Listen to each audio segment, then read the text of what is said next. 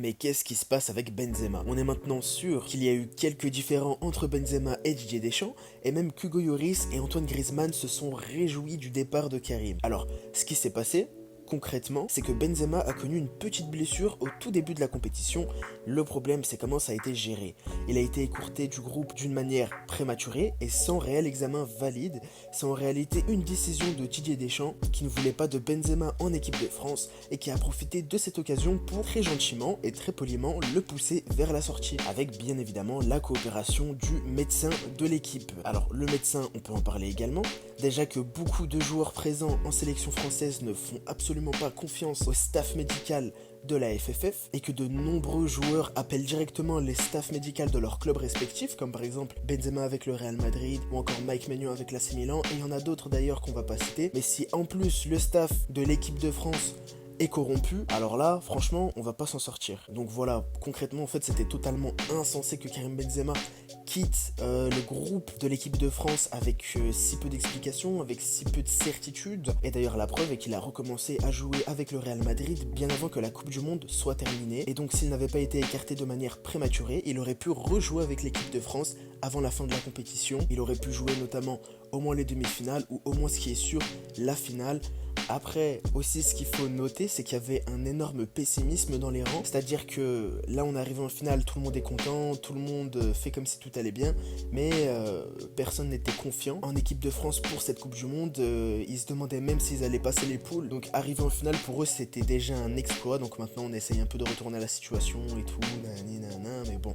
Voilà. Et donc voilà quoi, Karim aurait bien compris la corruption et qu'on voulait se débarrasser de lui. Sur le coup, je parle avec des guillemets, il aurait simplement accusé le coup et il serait reparti sans faire de scandale, sans faire de bruit, pour pas agiter le groupe et pour pas perturber justement la bonne dynamique présente dans le groupe français. Et donc voilà, le Ballon d'Or a fait assez d'efforts pour se réintégrer au groupe français et bien évidemment accepter les trahisons.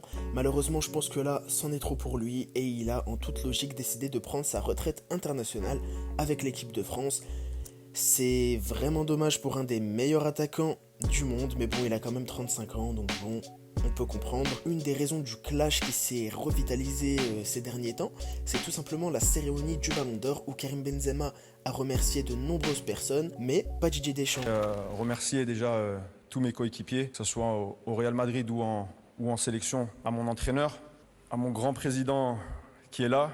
J'oublie pas aussi Monsieur Aulas qui est là, toute l'académie lyonnaise, toute ma famille, parce que voilà, on a besoin d'une famille, d'être soudés tous ensemble.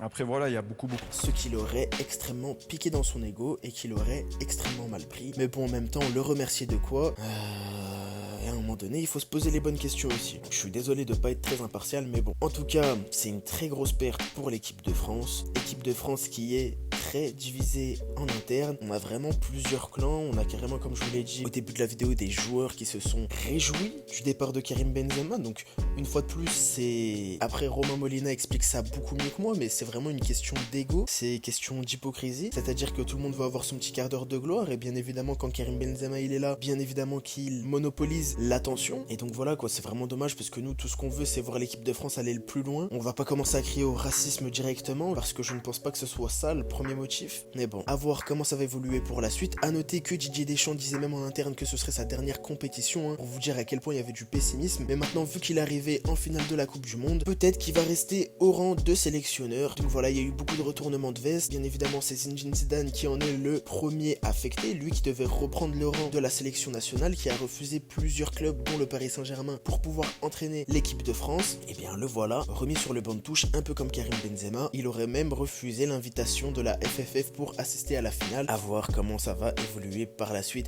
En tout cas, tu peux t'abonner, liker cette vidéo et partager, ça va nous donner beaucoup de force pour tout le temps qu'on passe derrière nos vidéos.